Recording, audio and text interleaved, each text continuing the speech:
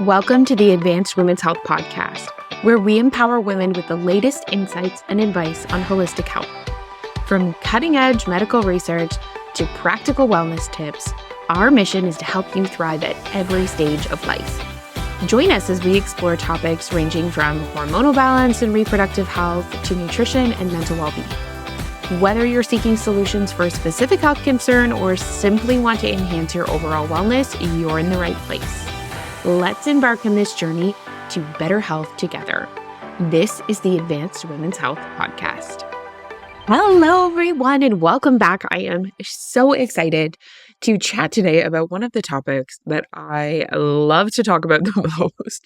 And honestly, I think a little bit of the story behind why I'm so obsessed with insulin resistance. So if you are experiencing weight loss resistance, acne, hair growth along your chin, hair loss on the top of your head, if you are feeling just honestly like crap around eating, right? You're either super hungry or you can't get control of your appetite, or there's a ton of food noise in the background, or you're in this place where you don't have proper control of even appetite signaling. You're not hungry at all. And then all of a sudden you're hangry and you want to hit someone, right? If you are having any of those situations, then you are likely struggling with a balance between insulin and glucose. So going back to story time. So my entire life, I was overweight. Like pretty much every picture we have, I was a chubby little kid and then I became quite obese. And for anyone who's interested, if you scroll way back in my Instagram, that picture is there. But there is this experience when you're struggling with weight loss resistance that is devastating. And many people deal with it, whether you're struggling to lose 10 pounds or 100 pounds. Feeling out of control of your body is like no feeling that anyone should ever have to deal with. And so I was constantly dieting. I was constantly doing something. There was constantly some kind of conversation around my weight, whether that was in a medical doctor's office, whether that was at school, because obviously kids are ruthless, whether that was just in terms of how I moved my body and how I was eating food. And no, I was never a kid who ate a ton. I never ate a ton of junk food. It truly didn't make sense. And I think that's why there was always so much conversation around it, is because no one could quite understand what was going on and why I just continuously gained weight. And so fast forward many years, I was diagnosed with celiac disease. That made a very big difference because, as we'll talk about today, a huge part of insulin resistance is determined at the level of the gut. So that came into the mix. And then, as we all do, right, I really just got curious around why things worked and what worked. And out of all of the things that I tried, why my body shifted with some things and not others. So I had already lost some weight and then decided to go into obesity and immunology research. And that was really where everything came together for me. So essentially, obesity and immunology is this conversation about how hormones and inflammation interact, which is like my entire work now. Like my life's goal is to better educate the world on how inflammation and hormones interact. Because that research that I was doing was so foundational in terms of how I thought of everything else. I learned about insulin. I learned about inflammation. I learned about incretin hormones, which are the hormones that, like all of our semaglutide and Ozempic and all of these different medications, they're working and pretending to be those compounds to regulate appetite and to regulate insulin. But it was just a really important time in my life where I realized fundamentally that there was so much research available and so few people were using it. There was so much knowledge. And this was, oh God, how many years ago now? Like many years ago, right? I'll say at least 15 years ago. I could count, but a long time ago. And even then, we said the way the world is set up, the way we are adding chemicals to food, the way we are encouraging 6 meals a day and a snacking culture and grazing and all of these types of things, it's going to go badly. It's not going to go well here, everyone.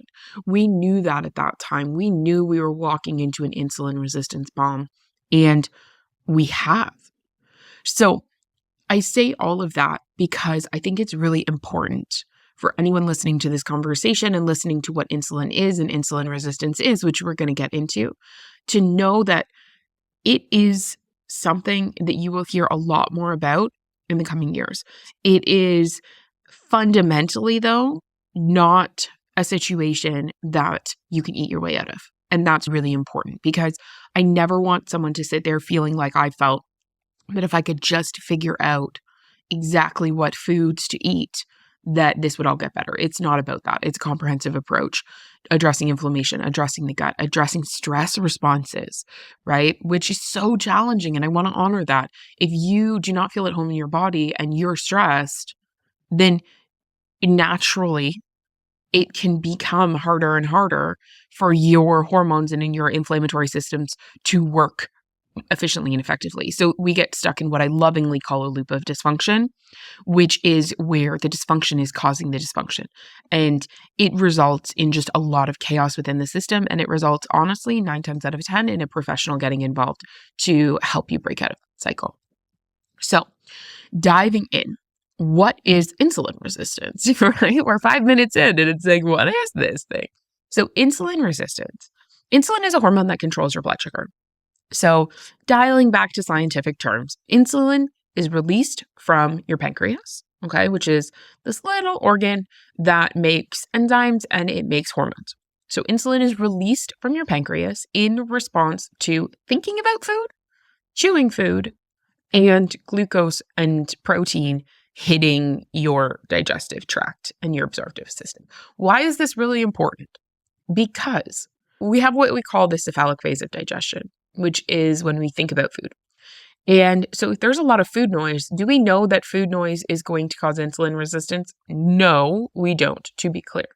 But we do know that insulin is released when our body is expecting food and when our body is planning out how much hormone it needs to control our glucose. And this is, again, a really important conversation to have, because what you need to know is that insulin is not bad. It is a very important function in the body. And whenever there is a system in the body that is controlling a critical factor, aka blood glucose, it is going to be extremely sensitive to everything else that happens. What does that mean? Glucose, when it's too high or too low, could kill you. Facts are facts. And so when that could kill you, your body, mainly with insulin, but with a lot of other hormones as well, right, is going to constantly say, do we need to store this away? Do we need to protect the system? And how do I anticipate the need to protect the system in the future? And that's a really key one, because if you change your dietary patterns quickly and you don't see changes in your body, it's often because you have this system that is trying to protect you and trying to anticipate. It's not overnight that your insulin is going to change, because your body is trying to protect you in the long run. So when we think about a food, right? Chew a food, eat a food. Obviously, much more when we eat a food. We have a rise in insulin. Insulin then takes amino acids from protein and stores them in our muscles. It takes glucose and stores it in our fat and stores it in our muscles and stores it in our liver. So it is, again, it's very important. It's keeping blood sugar from going too high. It's helping us build muscle. It's helping to support the system. But if we never get the stop signal, if insulin never drops down between meals, then we are in a situation where we store everything that goes in. And that's where I say insulin's sensitive to your environment. So if your body thinks that you are going to go into yet another cycle of starvation, which I was at an event recently and I was talking about the fact that the research defines yo-yo dieting as less than 1,400 calories a day. Less than 1,400 calories a day, many of you eat that all the time, is defined as a yo-yo diet. And a yo-yo diet in the research has been shown to cause, in certain people, and I think there's a genetic factor to it, but I don't have full facts on that yet, but in certain people, those yo-yo diets are going to mean that every single time you go on a diet, it is harder to lose weight the next time, because your body's like, oh, I figured out this starvation pathway. I figured out what I need to do. I need to preserve. I need to save this person's life.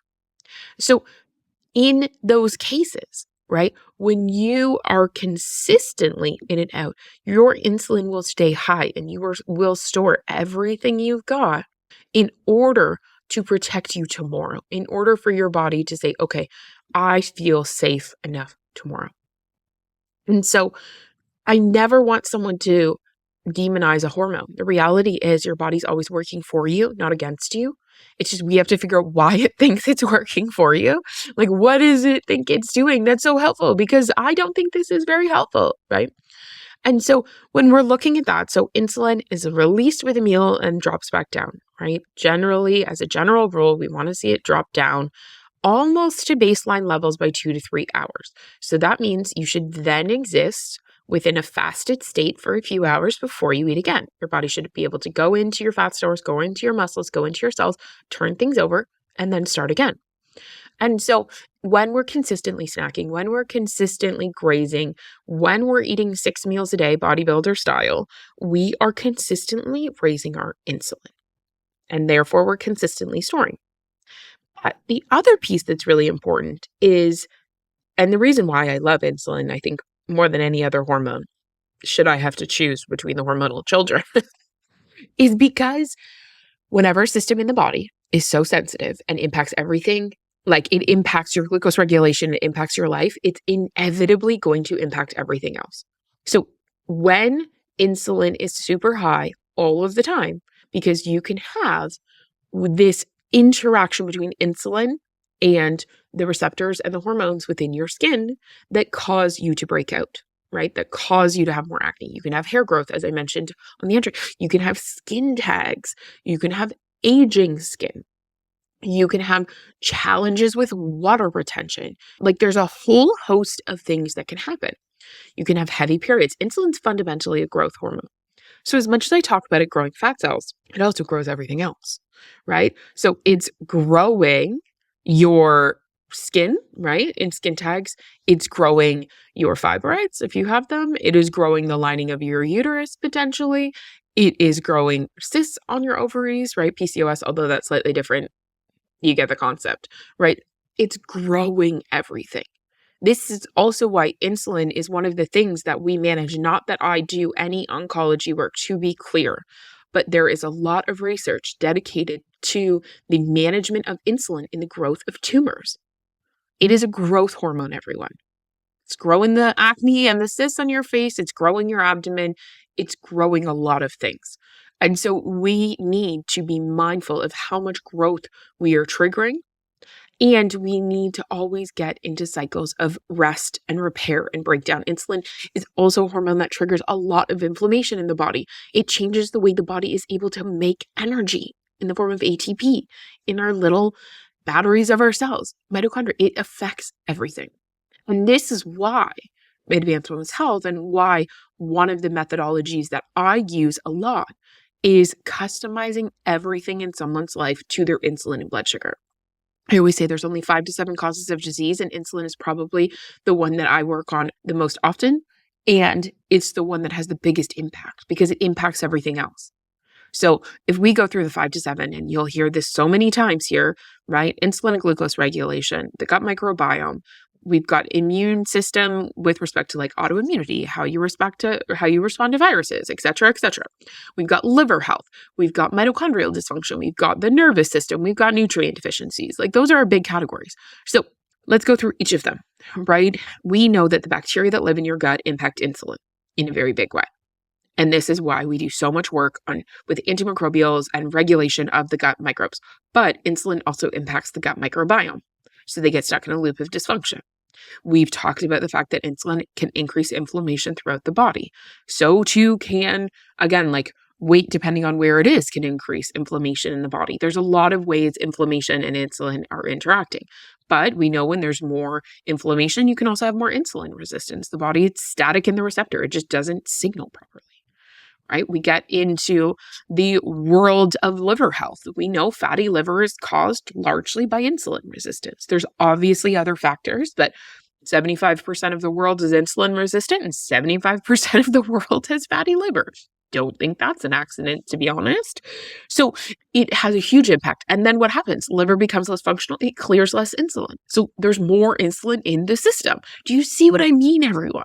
Like, the nervous system triggers blood sugar changes. Blood sugar changes trigger insulin. With long-term changes in nervous system hormones, we can see more insulin resistance.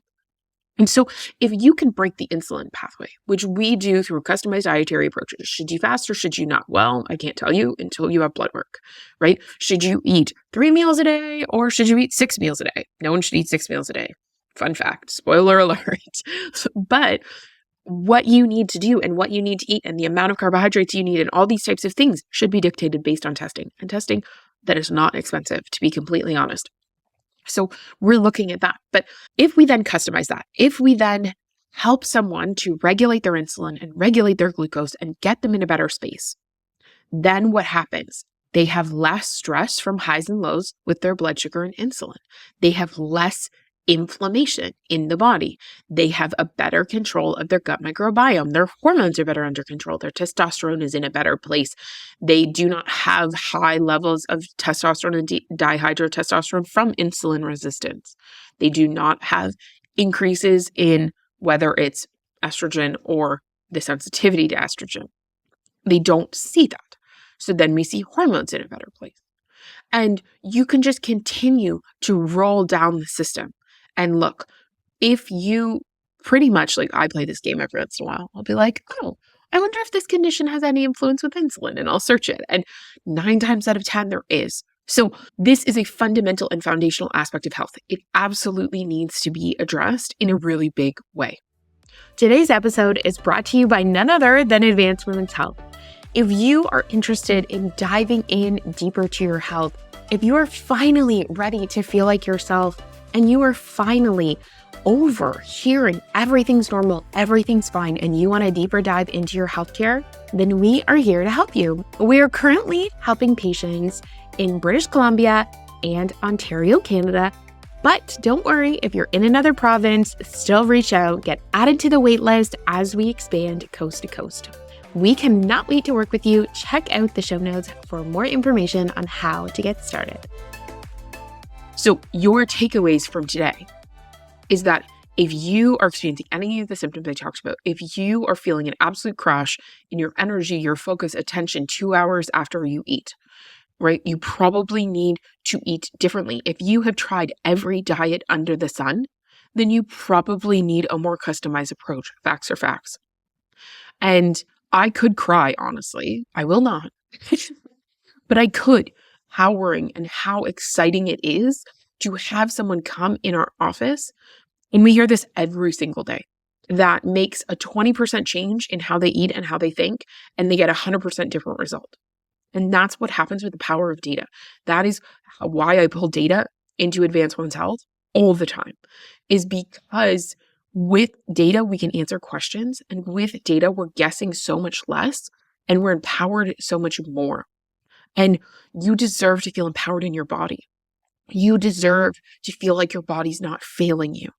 You deserve to understand what's going on and take a tailored approach to care. You deserve that. And you can have that.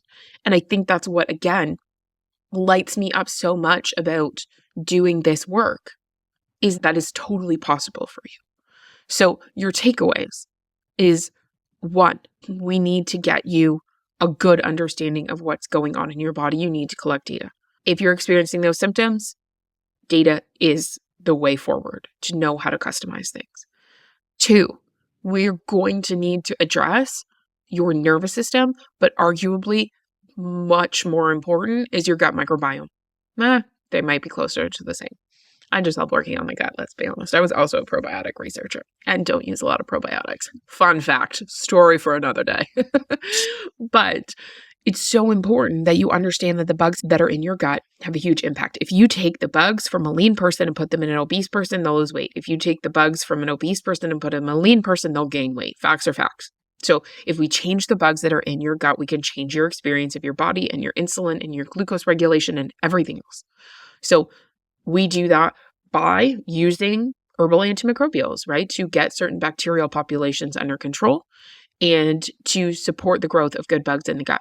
There's so much research now on what we call polyphenols, or the colorful components of fruits and vegetables. This is why I always say, how many colors are in your meals? Color is very important. They are the body's way of regulating the immune system and the bugs. Those different colors, those different phytochemicals and compounds, it's what the plant uses to protect itself, and it's what the body uses to protect itself. So eating as many colors as you possibly can is never going to be a losing strategy. Then we're looking at, okay, are you eating enough fiber? We talk about this all the time. Now, for a lot of people that have bacterial overgrowth, which is a lot of people, and for a lot of people who are constipated, which is a lot of people, if you have fiber, you get bloated and gassy. It doesn't mean fiber is not good for you. It means that the bugs in your gut are feeding on it and they're already overgrown. So things like inulin can be very triggering from a gas and bloating perspective. Things like acacia or the low FODMAP fibers are a little bit easier to handle. PHGG, things like that are a little bit easier to handle. But in any situation, getting fiber from food is always going to be a winning strategy. And all those additional fibers that you're using to try to get you up to 25 to 30 grams of fiber per day, which is the goal, which is arguably very hard to achieve if you're eating a lot of packaged foods. Facts are facts, right? It's going to be challenging in order to get the fiber. So obviously we want to add more veg, we want to add more fruit, we want to add more soluble fibers, we want to add things like that. But I also understand that people have dietary limitations coming in. And so sometimes fiber is great as we navigate forward. And I have 2 children and multiple businesses. I also don't hit my fiber goals every day, right? I also don't eat freshly cooked meals 3 times a day.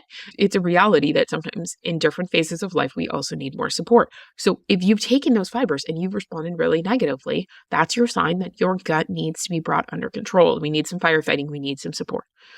But that's really what we have to do. We have to customize what is going on in your diet and in when you eat and how you move and all those types of things very specifically to a blood pattern of blood sugar and insulin. We need to make sure you're getting a ton of colors. We need to work on the gut microbiome. Then we look at the nervous system, right? And we say, okay, what's the bigger factor? Is your nervous system triggering glucose dysregulation, or is your glucose dysregulation triggering a nervous system response? And I always use the example. We've all had this situation where we read an email before we go into our lunch break. And you're like, what the hell? What are they saying? You get so worked up, you get so mad, you slam your computer closed, and you're like, I'm going for lunch. And then you come back and you open it and you read it and you're like, was it really that bad? Why did I have such a strong response? Why did I read it that way? Because your blood sugar was dysregulated. You were already having a stress response. And we know when there is a physiological stress response, not a mental emotional one, a physiological stress response, we will create a story in our brain to explain why we're stressed. Let me repeat that again. If your blood sugar drops or goes too high, both of those are stress responses. Your body knows it's stressed. It does not know why. So it creates a story in your brain about what to be stressed about. Your partner's breathing, right? Your coworker's tapping, the email, right? All of a sudden worrying about your kids, all of a sudden worrying about what your family is saying about you, your friends saying about you, reliving the event from 2 weeks ago and finding a stress response in it. That can all be a mental emotional response to a physical stressor. And these are really critical things to know. So we are going to trickle a conversation about insulin resistance throughout this entire podcast. Okay. But insulin resistance is fundamentally when we have a hormone that is not working well and can't properly put into storage and pull away glucose. There's 5 types of insulin resistance. In early stages, we don't identify glucose patterns. As it gets worse and worse, right? What I mean by not identifying glucose patterns is you don't see high levels of glucose. Your doctor's not telling you your glucose is high, right? Because your body's just storing all of that away as fat, right? So you feel it in your body, but you don't see it in your blood work unless you're testing insulin. If you're testing insulin, you will see this. Then we progress towards a situation where we can't store any more as efficiently and as quickly as we need to, so your blood sugar starts to rise. Then as we proceed forward through that, that's where we see type 2 diabetes in conversation. So Insulin resistance is a component of type 2 diabetes, but it doesn't mean you have or will have type 2 diabetes. So again, as doctors go through and identify those patterns, it's really hard to know which pattern you are, which is why I didn't mention it earlier, without blood work. So let's go based on our symptoms. Let's work on our guts. Let's look at how much you're snacking. Let's look at how much you are chewing and thinking about food and the impact, honestly, of that on your blood sugar. Even when we look, for example, insulin can rise when you drink diet beverages because it tastes sweet and the body's anticipating sweet. So it doesn't have to be that it's actual sugar that's driving the situation. It can be any form. Aside from, we do have some research to suggest stevia might be different, but again, conversation for another day. So I want you guys to feel empowered. I want you guys to feel like you understand what could be causing the symptoms in your body, what could be causing your experience of your current health situation. Because with empowerment and understanding, with asking questions, with getting labs, then that's where the magic happens. Then that's where we can customize things to you. Then that's where we can work on your digestive system. But if you are sitting there feeling like your weight loss resistance is caused by the fact that you need to restrict to 1,000 calories, that you need to go from working out 3 days a week to 7 days a week, whatever that looks like, there is likely a bigger factor involved. I listen to all different types of things. So I was listening to a personal trainer talk the other day and was like, a guy, and was saying, oh yeah, like, I don't believe in special little snowflakes. Like, anyone can lose weight if they follow my systems, blah, blah, blah. And the person said on the other side, so 100% of your clients lose the weight that they wanted. Like, they lose 1 pound to 1.5 pounds a week, which is what you've said is healthy. And he said, well, no, not 100%. And so the person interviewing said, okay, so what are the factors that results? If there's no special little snowflake, then what are the factors that result in? And he goes, they don't follow the plan. And I was like, oh my God, I could have jumped through my screen, because I've been the person who's told she must be binge eating at me. I have been the person who has been felt so dissociated from my body because everyone told me it should work and it didn't. And I don't want that for you. And so if you have anyone in your life telling you, oh, okay, well, you're just not trying hard enough, you must not be deviating from the plan, just eat less and exercise more, we need a more sophisticated approach. The research shows there's a much more sophisticated approach that is effective.